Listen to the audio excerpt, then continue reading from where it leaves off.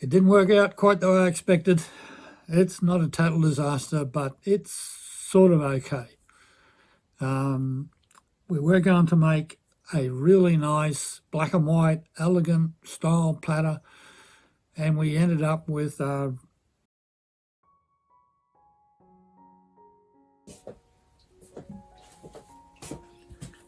everyone, if you haven't been here before, my name is Jeff. Today I am going to make a platter, and I'm going to slump it into this odd shape repurposed platter that I purchased at a second-hand store for just a couple of dollars. Haven't used it before, so hang around and we'll just see how it works out. Welcome to Rocket Rose Art.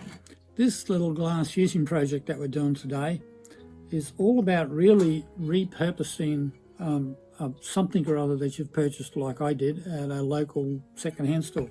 In this case, it's this unusual shaped platter. So I haven't used it before, so it's going to be interesting to see how it all goes. The shape of it, to me at least, said it needed something fairly simple, so I've chosen to go for a black and white, almost elegant look. So in the video today, I'll be making a part sheet with that black and white look.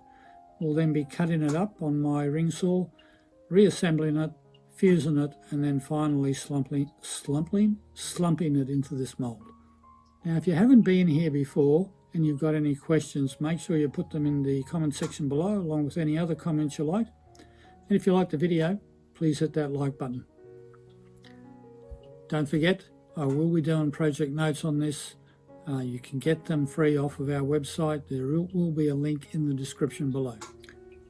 So I'll get on with making this now, and as usual, we'll start with our materials and the design. This is the mold we're going to use today. It is unusual, and it is just a repurposed plate, I think, or platter. It is porcelain, so it is thin, and I'm hoping it's going to hold up. Haven't fired on this one before, so we'll all see how it goes at the end, I suppose. Now, what I'm going to put into that, I'm going to actually take advantage of the shape. So if you can imagine that, it's going to go into that like that. And you see these little turned up corners here. So the sides are up and the corners are turned up. I am going to make up a part sheet that will fill the middle and each corner, but the sides will be black.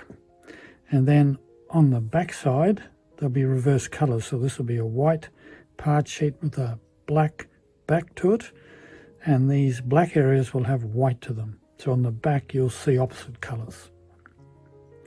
That's the plan. And the materials we're going to use are obviously plain opaque white, 0013, 0100 black, plain black stringers, some black frit. I'm going to make up a reasonably complex pattern on here because there's not going to be much of it here, and it has to have some detail on it. And that'll just be made up of stringers laid up both directions and then some frit scattered all over it. Before I get into the design and the materials, I will be making up project notes for this, and they will be free and available on our website, and there will be a link in the description to those. And if you're looking for any new equipment or tools, I have got links to some suppliers on Amazon in my description down below, and I just need to let you know that if you do buy anything, I will receive a small commission for that. If you're new to my channel, I'll just let you know that I'll be using Bullseye COE 90 glass. I'll be fusing on thin fire paper, and when I slump it in the mould, I'll be spraying it with boron nitride. And just a word about safety, don't forget, always wear your safety glasses when you're cutting glass, and when you're working with things like thin fire, especially when it's fired, make sure you're wearing a mask. If you're doing any grinding, even if you've got it underwater, make sure to wear a mask, because it will aerolize and it can carry small particles of glass.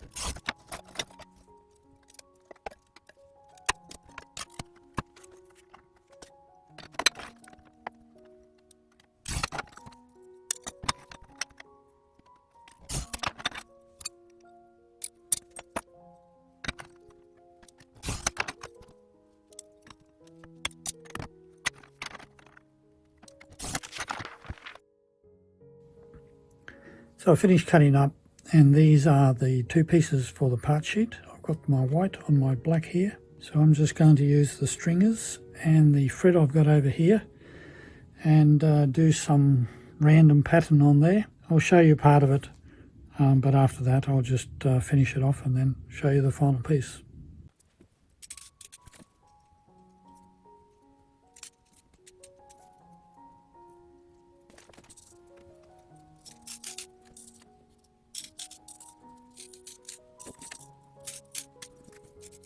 So that's it, all finished. It is quite busy. I think I need it to be busy for such a small piece. So I'll get this in the kiln and we'll see how it comes out.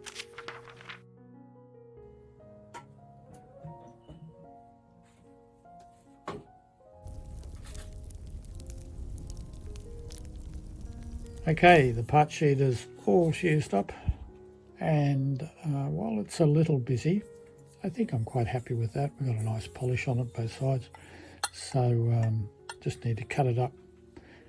Now, maybe if I'd used a sort of a grade down of the coarse frit, those little bits may have been a bit smaller, and that may have helped the lines show up a bit better. But generally I'm happy with that, and as I said, I think we needed to have a busy piece for that small platter. So I'm going to go and cut this up on my ring saw, and then when I've done that and got all that nice and straight, I'll come back and we'll assemble it for the full fuse.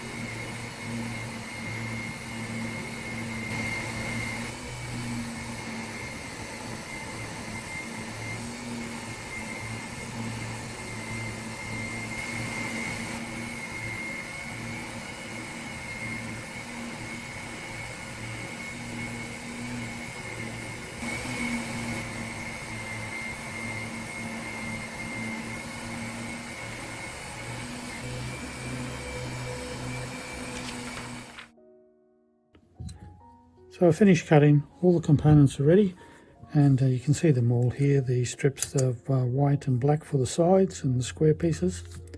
Everything has been squared up on the flat lap to make sure it all fits nicely together.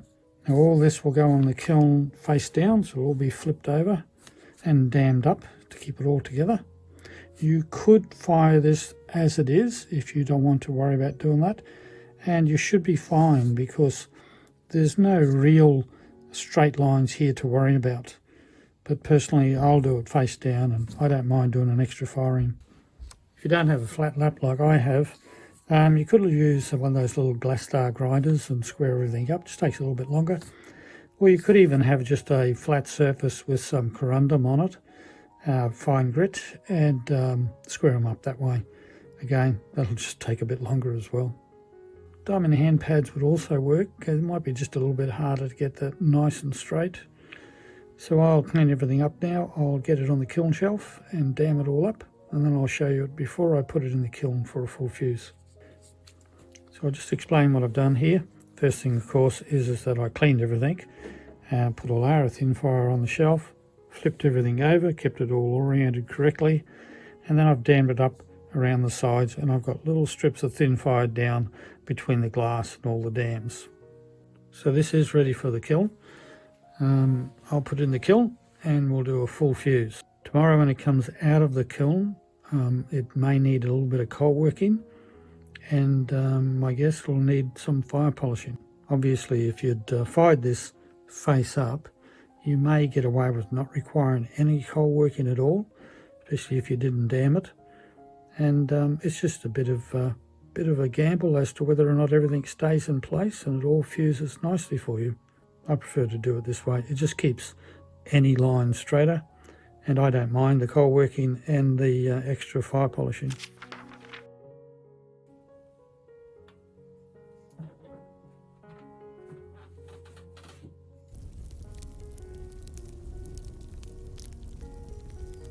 Well, we will have to do some cold working, unfortunately. You can see, you probably can't see, but along the edges there, it's just a little rough from the thin file paper. Plus, I've got DVIT on the black, which is unexpected. I'm starting to suspect I may have some contamination in the kiln, so I'll have to look at that. But other than that, it hasn't turned out too bad. Very busy pattern, but I thought we'd have to have a bit of a busy pattern for it to mean anything in these corners. So now I'll do that little bit of cold working over my flat lap. You could of course just use diamond pads to do this. It's not a great deal that needs to be done. And you probably don't need to sandblast if you haven't got any DVIT, but I have, so I'm going to sandblast the whole thing, and then I'm going to put it in for a fire polish.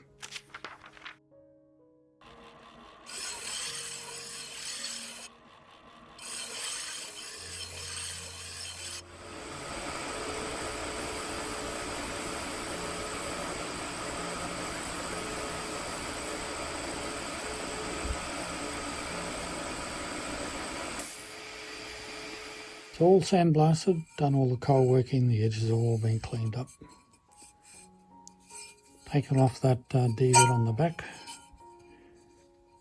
And just give you a close-up, if I can, if it stays in focus, of what the surface looks like once you sandblast.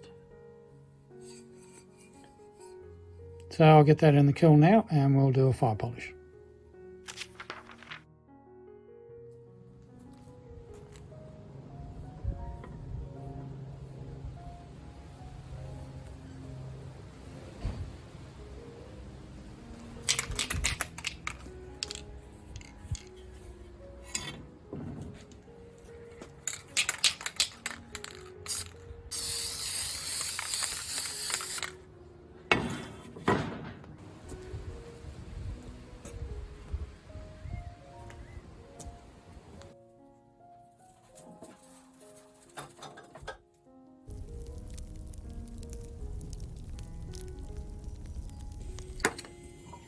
As I said previously, I haven't used this particular mould before, and I've made a little mistake on this. I should have made it maybe 6 mils, a little bit 6 mils wider, because, and you'll see here, if I put this on the mould as it is, chances are it's going to do that.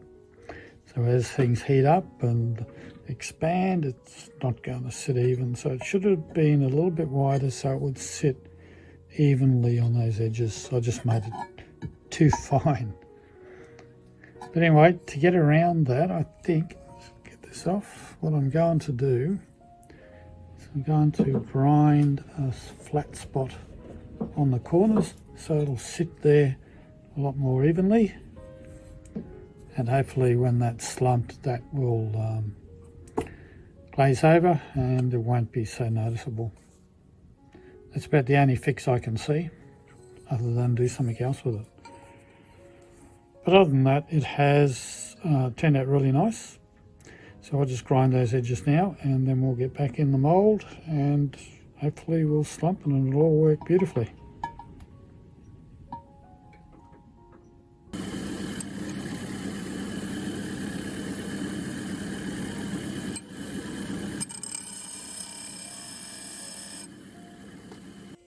So there we go. I think this has worked fine. You can just see up there how I have just ground those tips back a little bit, which means that now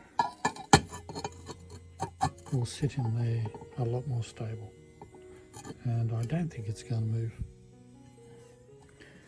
Okay, we'll get this all cleaned up and in the kiln.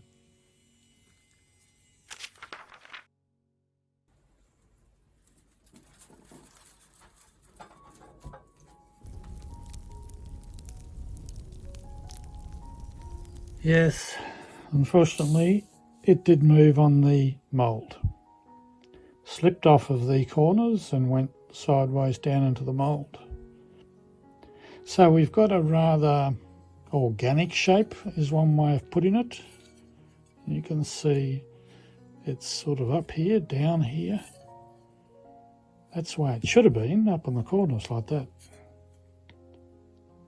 But all in all, it's actually not bad. I don't mind it actually.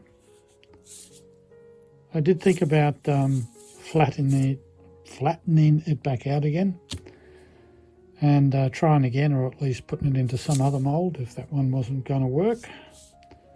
But, oh, I shouldn't do that, make it dizzy. I think I'll leave it like that.